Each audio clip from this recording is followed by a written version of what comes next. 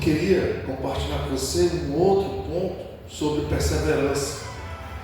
Nós precisamos perseverar no santo testemunho, mesmo quando as situações forem adversas. Paulo está aí 14 dias e 14 noites sem ver sol, sem ver lua, estrela, ninguém quer comer, todo mundo angustiado, e ele se levanta lá no meio do navio e diz assim: olha, eu quero dizer para vocês que ninguém vai morrer, se levantem e comam, vocês precisam cuidar da vida de vocês. Havia um missionário chamado Tim Elliott, casou-se com Elizabeth Elliott, e ele foi missionário ali na Venezuela, ali no Peru, por ali, numa tribo indígena chamada Huarones.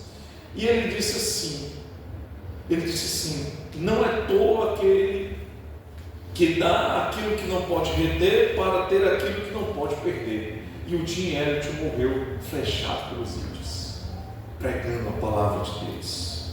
Sabe, queridos, a palavra diz assim, portanto também nós, Filipenses capítulo 2, né, verso 1, portanto também nós, visto que, aliás, Hebreus 13, né, portanto nós que estamos rodeados de tão grande número de testemunhas, nós precisamos desembaraçar de todo o peso e pecado que tenazmente nos assedia. E nós precisamos correr com perseverança a carreira que está proposta para todos nós, com um olhar para onde?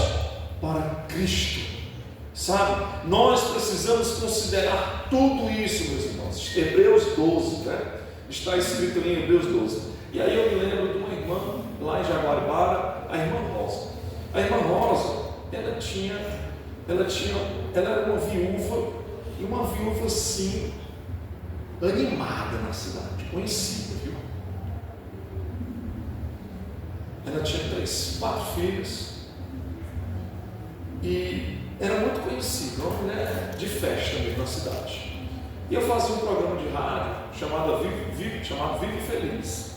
Então, eu lá fazendo um programa de rádio, o pessoal ligava para a rádio, pedia, né, louvor, hino e tal, aquela coisa, oração. Aí um dia essa senhora ligou para mim e disse assim: pastor, venha visitar a minha casa. Aí eu peguei o endereço e fui. Quando eu cheguei lá, ela tinha um bar na casa dela. Um bar. Ela era uma viúva e ela tinha um bar dentro de casa. Meu irmão, se você tem um bar, já é uma coisa ruim, agora é dobrado, é ruim duplamente quando ele é dentro da sua casa. Porque a desgraça está dentro, ela não sai, ela é 24 horas com a pessoa.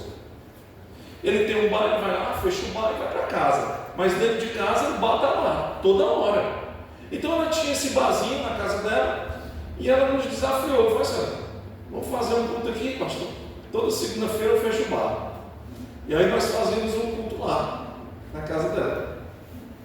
E as cortinas de trás do púlpito eram o quê? As garrafas de pioca. E tinha mais. Todo culto ela caía endemoniada, possessa. E a gente tinha que ter cuidado para não se machucar. A gente encostava nessa, ela caía. E aí, no mês de maio, ela se vestia toda de branco. Os 30 e poucos dias de maio, ela se vestia, né, como promessa, né? E aí ela começou a ir para a igreja. E no mês de maio, ela ia o mês todo de branco para a igreja. Então, e nós fazendo culto na casa dela e tal. Aí um dia, o Espírito Santo de Deus a libertou de tal forma que ela disse assim: pastor, eu vendi o bar, fechei o bar, vendi todas as coisas, e eu não quero mais nada disso na minha vida, e todas as roupas brancas que eu tenho eu joguei fora, queimei, dei fim. E aquela mulher foi batizada, ela, a filha e um netinho.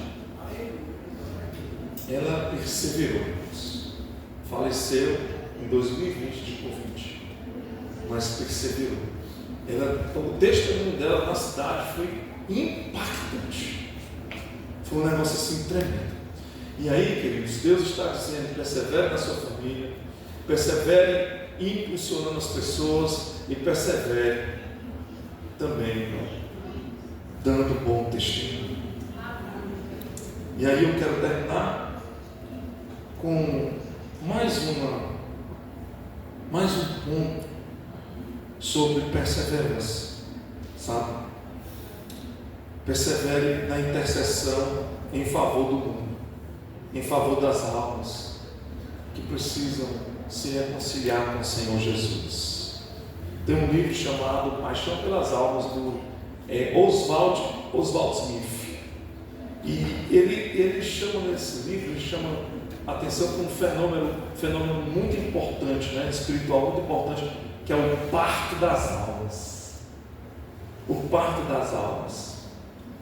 E ele usa a ilustração de que nenhum de nós poderia presenciar um filho se afogando lentamente num rio e ficar parado, ficar ali olhando o menino se afogar. Nenhum de nós. Da mesma forma, nenhum de nós pode ficar olhando as pessoas morrerem sem orar, sem interceder por elas, para que elas tenham um encontro com o Senhor Jesus. Sabe, irmãos, tem igrejas sendo perseguidas, tem lugares que as pessoas são proibidas de pregar o Evangelho. Tem uma igreja na China que é escondida. Um missionário chamado Mário Freitas, ele nem aparece mais. Se você procurar Mário Freitas na internet, você não vai mais nem ouvir falar nele, porque ele é perseguido pelo mundo árabe, de tanto que o Espírito de Deus usou ele para converter gente lá no Sudão, naqueles países extremamente muçulmanos, de tantos muçulmanos e famílias muçulmanas que ele trouxe para o Brasil, se refugiando, para ficar lá no Paraná, numa cidade de refúgio que ele construiu lá para esse povo. E ele conta uma história que ele foi pregar na China, e ali na China tinha uma igreja que a moça convidou ele para conhecer essa igreja, e ele andou de carro muito tempo, deixou o carro no mato, entrou selva dentro, mata dentro, e encontrou um povo lá reunido na China, louvando a Deus e tal, e aquela moça traduzindo para ele no inglês, né, do mandarim para o inglês. E aí ele disse assim: agora? E ela disse assim: agora, pastor, é a cerimônia da Bíblia. A cerimônia da Bíblia.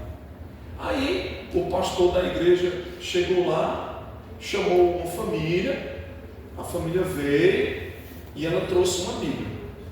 Aí ele chamou uma outra família, a família veio sem nada na mão. E aí essa família que estava com a Bíblia estava lá muito animada e muito triste ao mesmo tempo.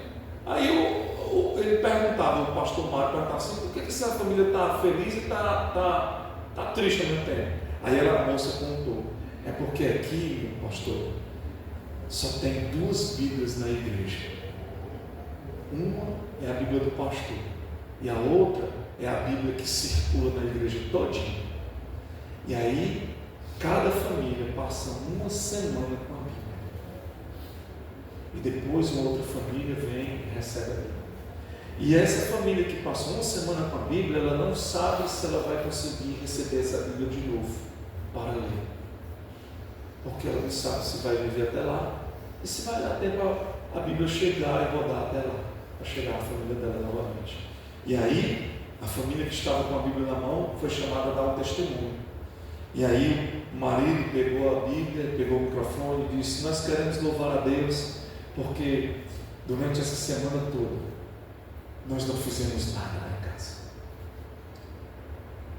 Os filhos não foram para as escolas, os maiores não foram para a faculdade, nós não fomos trabalhar, nós ficamos dentro de casa, e tudo que nós fazíamos era acordar, tomar café e ler a Bíblia.